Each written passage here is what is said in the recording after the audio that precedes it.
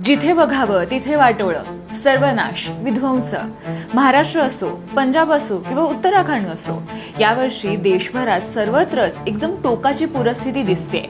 September 2025 मध्ये याच पूरस्थितीमुळे उत्तराखंडमध्ये 13 जणांचा मृत्यू झाला तर 500 जणांना रेस्क्यू करण्यात आलं. दुसरीकडे पंजाबमध्ये 30 ते 55 मृत्यू झालेत आणि या पूरस्थितीमुळे 3.5 लाख लोकांवर परिणाम झालाय. हिमाचलमध्ये लँडस्लाइड्स आणि ढगफुटी तर सतत होते. गेल्या कित्येक वर्षात इतका भयंकर पाऊस आणि पूर न पाहिल्याची चर्चा आहे.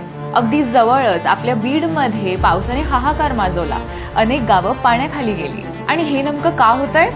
हवामान बदल आपल्या सगळ्यांना माहिती आहे. दरवर्षी प्रत्येक ऋतू तीव्र होतोय.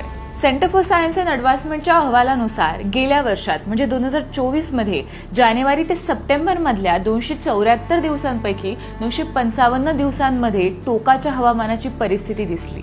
मग ते हीट वेव्हज असोत, शीतलहरी असोत, चक्रीवादळ असो किंवा पूर, हे सगळं खूप कॉमन होत आहे. इंडियन इन्स्टिट्यूट ऑफ ट्रॉपिकल मेट्रोलॉजीतील शास्त्रज्ञांच्या अभ्यासानुसार गेल्या 75 वर्षांमध्ये अतिवृष्टीच्या घटना तिपटीने वाढल्या आहेत. पुरामुळे भारतात दरवर्षी $3 अब्ज नुकसान होत आहे. अरबी समुद्राचं तापमान वाढलंय, हवेतील बाष्प 36% वाढलंय, चक्रीवादळं दुप्पट झाली आहेत आणि त्याचमुळे कमी वेळात भरपूर पाऊस पडतोय. मानवी हस्तक्षेप, प्रदूषण आणि कार्बन उत्सर्जनामुळे हवामान बदलत आहे आणि आता धोक्याचे इशारे दिले जात आहेत की यावर्षी येणारा हिवाळा सर्वात वाईट असणार आहे.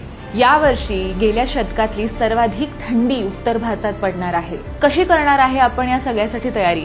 कोणाला सांगणार? इथे भाषेपासून खड्ड्यांपर्यंत राजकारण होत आहे. पण या विषयांवर, हवामान बदलावर कुठलेच लोकप्रतिनिधी बोलताना दिसत नाही. सरकारी पैशातून लोकांना मदत केली जाते, पण यावर उपाय काय आहे? प्रदूषण कमी करण्यासाठी काय केलं जात आहे? पूरग्रस्त ठिकाणं ओळखून तिथे खबरदारीचे उपाय, नदी क्षेत्रातली बांधकामं वाढली आहेत त्यावर उपाय, पर्यावरणाची जागरूकता, हे सारं कोण करणार? आणि नाहीच केलं तर निसर्ग काही श्रीमंत गरीब जात धर्म बघत नाही. विनाश तर सगळ्यांचाच अटळ असेल.